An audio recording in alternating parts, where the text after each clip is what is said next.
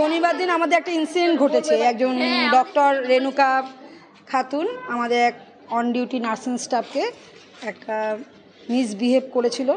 সেটা বলেছিল, প্রথম হচ্ছে উনি আমাদের এসডির কিছু নিয়ম আছে, সেই গাইডলাইনগুলো আমরা মেনে চলি।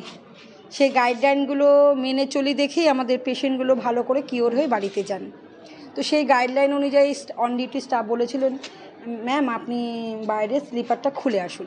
উনি স্লিপার পরে সব জায়গায় ঘোরেন। তো বলাতে বলছে যে আপনার কি? বলছে আমার কিছু নয়, এসডির গাইডলাইন অনুযায়ী বলছে আপনি বাইরে ওটা ছেড়ে আসুন।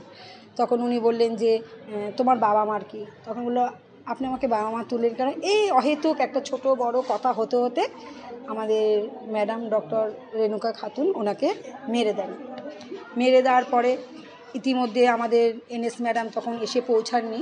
তারপরে আসার পর জানানো হয় এনএস ম্যাডাম ওনার ওই অবস্থা দেখে ওকে টিসিউতে ওকে ভর্তি করা হয়। ভর্তি করার পর আমরা এসে বলি, সুপারের ঘরে আমরা আসি। তখন আমাদের সুপারিনটেনডেন্ট ছিলেন না, ছুটিতে ছিলেন। তার হয়ে কাজ করছিলেন ডক্টর অরিন্দম ঘোষ।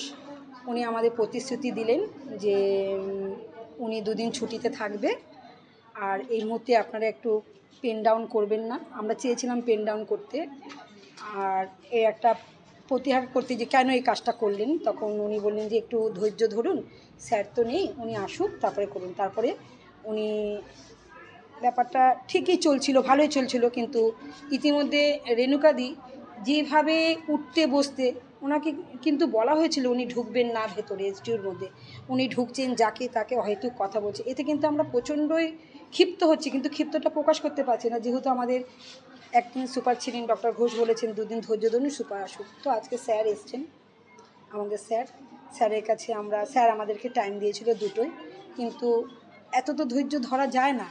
তো ওই জন্য ধৈর্য অপেক্ষা করে আমরা এসেছিলাম স্যারের কাছে। স্যারকে আমাদের প্রতিশ্রুতির কথা বললাম যে এই কথা বলেছিলেন উনি, সেই জন্য আমরা ধৈর্য ধরেছিলাম। আজকে আমরা এসছি, এটা কি সুরাহা করবেন। স্যার সব শুনলেন। শোনার পর স্যার বললেন যে উনি তো এরকম জানেনি। তখন তাহলে বললাম স্যার তাহলে কি আপনি এতদিন দুধ কলা দিয়ে কালসাপ পুষেছিলেন? আপনি যখন জানেনই উনি এরকম, তাহলে কি আপনি চেয়েছিলেন এই শেষ পর্যায়টা দেখার জন্য যে ডাক্তার নার্সিং স্টাফকে মারবে?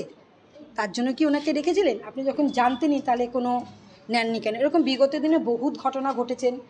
স্যার তাকে